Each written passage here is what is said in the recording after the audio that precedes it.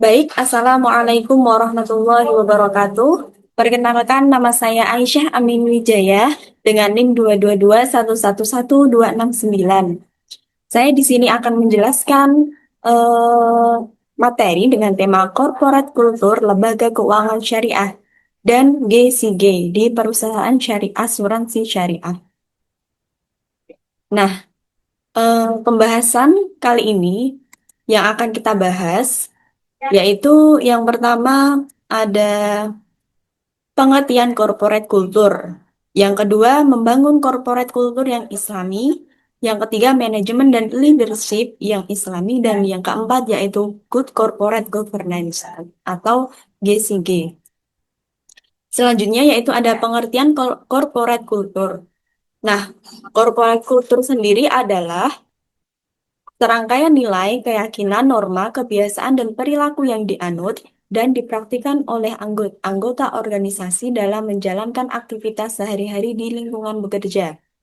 Budaya ini mencerminkan bagaimana karyawan berinteraksi satu sama lain dengan manajemen dan dengan pihak eksternal seperti pelanggan dan mitra bisnis. Corporate kultur ini mengacu pada konfigurasi norma dan perilaku unik yang mencirikan cara karyawan bekerja sama untuk menyelesaikan tugas. Corporate kultur ini juga mengacu pada nilai-nilai yang dianut oleh karyawan yang cenderung bertahan, bahkan ketika keanggotaan berubah. Nah, corporate kultur ini bisa disebut dengan budaya perusahaan yang biasa dilakukan sehari-hari. Yang kedua adalah membangun corporate kultur yang Islami. Nah, dalam rangka menciptakan corporate kultur yang Islami di lembaga keuangan syariah ini, ada beberapa hal yang sudah selayaknya menjadi jati diri perusahaan atau corporate identity dan melekat dalam kepribadian setiap karyawan, terutama bagi perusahaan-perusahaan yang operasionalnya dengan menggunakan prinsip-prinsip syariah Islam. Yang pertama yaitu dalam lingkup kerja atau kantor. Yang A yaitu ada budaya salam.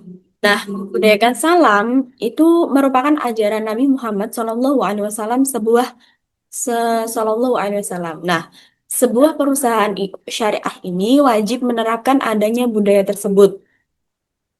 Nah, senyum salam merupakan bagian terkecil dari implementasi nilai-nilai yang ditanamkan oleh instansi keuangan syariah kepada karyawannya. Selanjutnya ada murah hati dan sikap ramah dalam melayani. Sikap melayani ini merupakan salah satu prinsip bisnis Islam yang di apa ya? Yang diterapkan oleh Rasulullah. Nah, Rasulullah ini mengatakan Sayyidul Haum Khadimuhu atau pengurus pengusaha itu adalah pelayanan bagi customer. Oleh karena itu, sikap murah hati, ramah, dan sikap melayani mestilah menjadi bagian dari kepribadian semua karyawan yang bekerja di bawah prinsip-prinsip syariah. Selanjutnya yaitu cara berbusana. Bagaimana seorang muslim harus berbusana yang baik. Nah, busana seorang karyawan yang bekerja di lembaga keuangan syariah ini haruslah menampakkan nuansa syariahnya. Selanjutnya, lingkungan kerja yang bersih dan islami. Lingkungan yang bersih juga dapat menciptakan suasana hati yang bersih, bersahaja, dan memudahkan untuk berpikir lebih cemerlang, serta dapat menjauhkan suasana hati yang sedang kalut. Selanjutnya ada doa sebelum dan sesudah kerja. Seorang pengusaha muslim dan karyawan yang bekerja di lembaga syariah jangan pernah bosan untuk berdoa agar Allah Subhanahu wa taala senantiasa mengabulkan permohonan kita. Yang kedua ada syahsiah Islamiyah atau kepribadian Islam untuk hablum minallah. Yang pertama ada akidah. Semua anggota atau seseorang yang bekerja di lembaga syariah harus memiliki akidah yang lurus, yaitu sesuai dengan Al-Quran dan As-Sunnah As-Sahihah. Selanjutnya ada ibadah. Para praktisi lembaga syariah ini seharusnya tidak hanya mengutamakan aspek profesional, tetapi juga menjadi individu yang taat beribadah. Selanjutnya ada akhlak. Seorang praktisi ekonomi syariah ini seharusnya menunjukkan budi pekerti yang lebih terjaga dibanding pekerja di lembaga umum karena ia membawa identitas lembaga Islam yang diharapkan menjadi teladan. Yang ketiga ada syahsyah Islamiyah atau kepribadian Islam untuk hablum minan nas. Yang pertama yaitu keluarga yang Islami. Yang kedua ada praktek muamalah dalam kehidupan sehari-hari.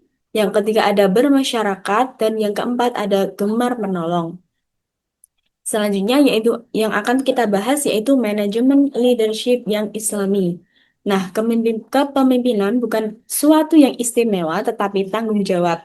Ia bukan fasilitas tetapi pengorbanan, juga bukan untuk berleha-leha tetapi kerja keras. Dan ia juga bukan kesewenang-wenangan bertindak tetapi kewenangan melayani. Kepemimpinan adalah berbuat dan kepelaporan bertindak. Yang A yaitu fungsi manajemen pendidikan Islam. Fungsi manajemen itu adalah merancang, mengorganisasikan, memerintah, dan mengkoordinasi dan mengendalikan. Yang pertama ada perencanaan atau planning. Perencanaan adalah sebuah proses perdana ketika hendak melakukan pekerjaan baik dalam bentuk pemikiran maupun kerangka kerja agar tujuan yang hendak dicapai mendapatkan hasil yang optimal. Yang kedua ada pengorganisasian atau organizing. Fungsi ajaran senantiasa mendorong para pemeluknya untuk melakukan segala sesuatu secara terorganisir secara rapi. Sebab bisa jadi suatu kebenaran yang tidak terorganisir dengan rapi akan dengan mudah bisa diluluh lantakan oleh kebatilan yang tersusun rapi. Yang ketiga ada pengarahan atau directing. Pengarahan adalah proses pemberian bimbingan kepada rekan kerja sehingga mereka menjadi pegawai yang berpengetahuan dan akan bekerja efektif menuju sasaran yang telah ditetapkan sebelumnya. Yang keempat ada pengawasan atau controlling. Pengawasan adalah keseluruhan upaya pengamanan pelaksanaan kegiatan operasional guna menjamin bahwa kegiatan tersebut sesuai dengan rencana yang telah ditetapkan sebelumnya.